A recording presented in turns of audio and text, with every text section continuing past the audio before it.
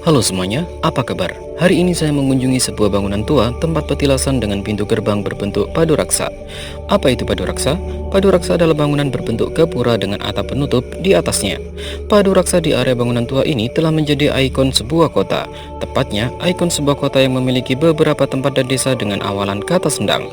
Sendang artinya telaga, bisa juga kolam atau mata air yang umumnya keluar dari dalam tanah. Semisal saja nama Sendang Rejo area Pasar Legi, dan bangunan ini terdapat pada sebuah desa yang juga berawalan dengan kata sendang. Perkenalkan, ini adalah komplek bangunan yang terdiri dari 3 tingkatan, berundak dan menghadap ke arah timur. Ini adalah bangunan bertipe candi dengan susunan bata dan batu yang sudah dipastikan berusia tua.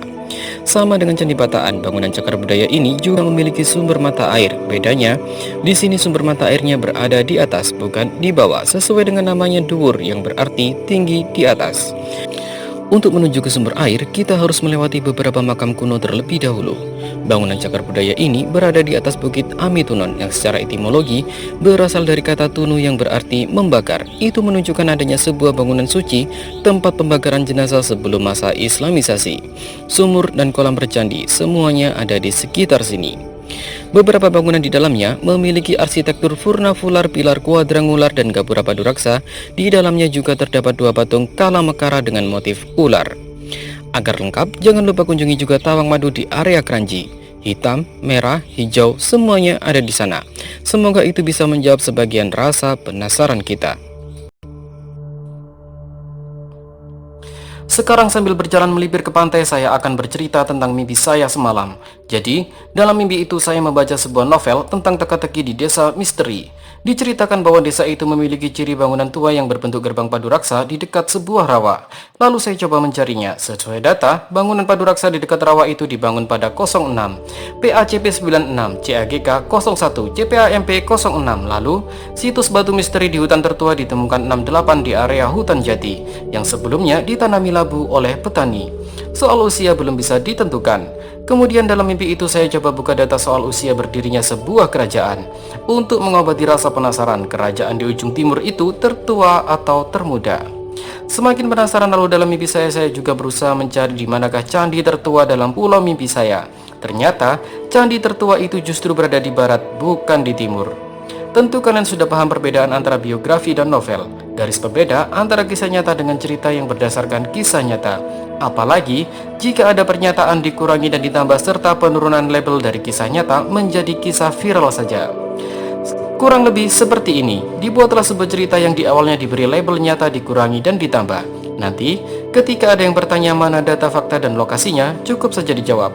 Atas nama privasi semua itu harus dijaga. Pertanyaannya, jika memang harus dijaga, kenapa disebarkan dalam bentuk cerita? Tentu saja untuk menjawabnya diperlukan strategi yang kedua. Mudah saja, cukup saja jawab. Cerita ini diungkap ke permukaan hanya untuk dijadikan sebagai bahan pelajaran. Pertanyaan kritisnya, jika penulis sudah berjanji pada narsum bahwa cerita itu telah dimodifikasi sedemikian rupa sehingga tidak akan ditemukan tempatnya, pertanyaannya apakah masih ada fungsinya pemberian clue petunjuk inisial lokasi itu? Perhatikan, dirubah agar tidak ditemukan, tapi anehnya clue itu masih dijadikan patokan bagi kaum penasaran. Tahu kenapa? Sebab jaminan tidak ditemukan itu dibungkus dengan kata penyesalan. Penyesalan atas sebuah niatan yang diawali dengan tawaran sebuah pertanyaan. Malam ini mau cerita yang mana dulu? Paham, brother? Jadi untuk siapapun yang berteori mengatakan tempat ini dan desa itu adalah fake lokasi, silakan saja samakan dengan ciri dalam cerita desa misteri itu. Untuk sementara, saya hanya bisa menunggu di atas batu berdupa di jalan masuk area Tipak Tilas saja, sendirian saja, sambil berharap Kang Cilok bersedia terbuka untuk memberikan informasi. Tahu kenapa? Sebab penulis telah berjanji pada narasumber bahwa tidak akan ada yang bisa menemukan lokasinya. Padahal, katanya, sebelum mengunjungi sebuah desa misteri itu, surat menyurat sudah lengkap dari Pemda hingga ke desa. Kesalahannya hanyalah mereka tidak mengajukan surat perizinan kepada kepala kantor urusan tari yang dikepalai langsung oleh Bidara Buhi.